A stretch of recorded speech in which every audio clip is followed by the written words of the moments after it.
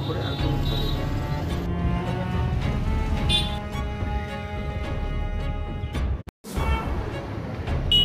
বাড়ি থেকে তো ভালোভাবেই বেরোলো। মালদার আগে ঢোকার আগে কথাও হয়েছে, বলা হয়েছে তো টিফিন করলে বলে হ্যাঁ টিফিন করে নিচ্ছি আমি। তারপরে আর কোনো খবর নেই।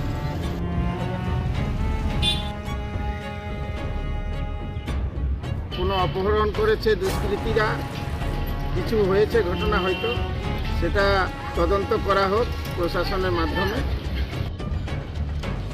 পার্শ্ববর্তী রাজ্যে ইঞ্জিনিয়ারিং কলেজের ছাত্রী বাড়ি থেকে ট্রেনে করে রওনা দিয়েছিল কলেজের উদ্দেশ্যে। তারপরেই মাঝপথে নিখোঁজ। ফারাক্কা ব্রিজে পাওয়া গেল ছাত্রীর ব্যাগ, মোবাইল সহ বিভিন্ন সরঞ্জাম। পুলিশ খোঁজ দিল বাড়িতে। অপহরণের আশঙ্কা পরিবারের। তবে কি রেলপথে কোনোভাবে পাচারের শিকার হলো ওই ছাত্রী? পাশেই রয়েছে ঝাড়খণ্ডের একাধিক অপরাধ প্রবণ এলাকা। উঠছে বিভিন্ন প্রশ্ন। মালদা জেলার হরিশ্চন্দ্রপুর থানা এলাকার বারোদুয়ারির বাসিন্দা দীপ্তি ভগত, বয়স 20 বছর। পড়াশোনা করতেন ঝাড়খণ্ডের দুমকার একটি ইঞ্জিনিয়ারিং কলেজে। রবিবার হরিশ্চন্দ্রপুর স্টেশন থেকে কুলিক এক্সপ্রেসে করে কলেজের উদ্দেশ্যে রওনা দেয়। ঠিক ছিল রামপুরহাট স্টেশনে নামবে, সেখান থেকে আরেকটি ট্রেন ধরে যাবে দুমকা। মালদা টাউন স্টেশন ঢোকার আগেও পরিবারের সঙ্গে কথা বলেছিল, কিন্তু তারপর থেকেই নিখোঁজ। এদিকে ফারাক্কা ব্রিজে পাওয়া যায় দীপ্তির ব্যাগ, মোবাইল সহ অন্যান্য সরঞ্জাম। এক ব্যক্তি সেই সব জিনিস এনটিপিসি ফাঁড়িতে জমা দেয়। সেখান থেকে খবর আসে দীপ্তির পরিবারের কাছে।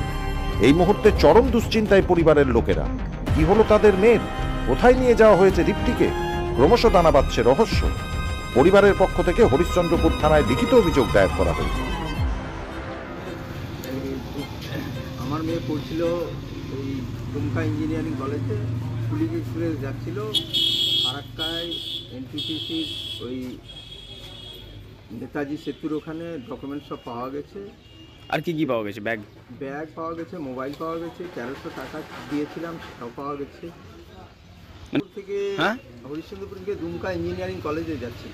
কোন ট্রেনে করে যাচ্ছে? পুলিশে যাচ্ছিল। রামপুরহাটে নামতো, ওখান থেকে আবার ট্রেন ধরে যেত। বাড়ি থেকে তো ভালোভাবেই বেরোলো। মালদার আগে ঢোকার আগে কথাও হয়েছে, বলা হয়েছে তো টিফিন করলে বলে হ্যাঁ টিফিন করে নিচ্ছি আমি। তারপরে আর কোনো খবর নেই। কিছু বুঝতে পারছি না, বুঝতেই পারছি না, ভেবেই উঠতে পারছি না।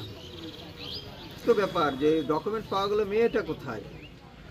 মানে যা যা জিনিস নিয়ে গেছিল সব কিছুই কি পাওয়া গেছে ওখানে? সব কিছুই পাওয়া গেছে। ব্রিজে পাওয়া গেছে? হ্যাঁ, ব্রিজে পাওয়া গেছে। না জমা দিয়েছিল, সেটা এনটিপিসি ফাঁড়িতে জমা ছিল, সেখান থেকে আমরা নিয়ে এসেছি। আচ্ছা, কোন কলেজে পড়তো আপনার মেয়ে? ইঞ্জিনিয়ারিং কলেজে। ইঞ্জিনিয়ারিং নিয়ে পড়াশোনা করতো? হ্যাঁ, সফটওয়্যার ইঞ্জিনিয়ারিং, কুলিক এক্সপ্রেস। আমরা কি করে বলবো, সেটা তো প্রশাসন বলবে। না, কোনো বিবাদ নেই, না এরকম কোনো কিছু নেই। অভিযোগ জানিয়েছি।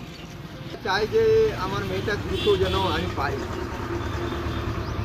সে অনুরোধ আছে যে আমার মেয়ে যেন পায়। একটা সবই পাওয়া গেছে, কিন্তু মেয়ে পাওয়া যাচ্ছে না। আমাদের সন্দেহ হচ্ছে যে অপহরণ হতে পারে মেয়েটা।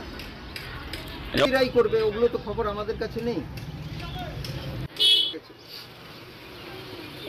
ভাগত,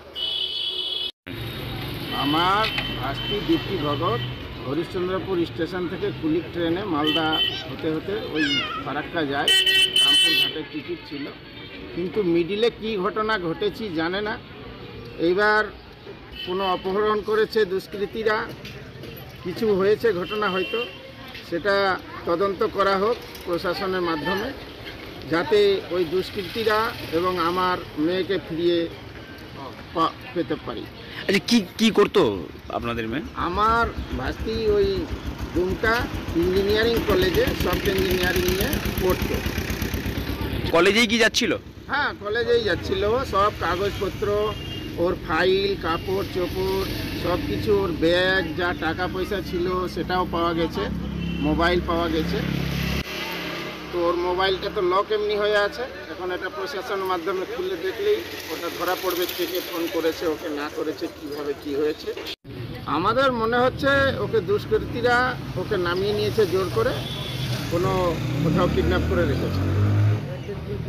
ব্যাগগুলো ফেলেছিল যেখানে, ওখানে আধিকারিক আমাদেরকে জানালেন কাজীবাবু যে ওই ব্যাগটা কেউ বয়স্ক লোক এনে ওনাকে থানায় জমা দিয়েছে। এখন আমরা চাইছি যারা অন্যায় করে হবে মেয়ে এবং উদ্ধার, এবং যারা অন্যায় করে থাকে তাদের কে যেন প্রশাসনিক ব্যবস্থায় ধরা হোক, গুরুচরণ হবে। ব্যুরো রিপোর্ট, সংবাদ বাংলা টিভি।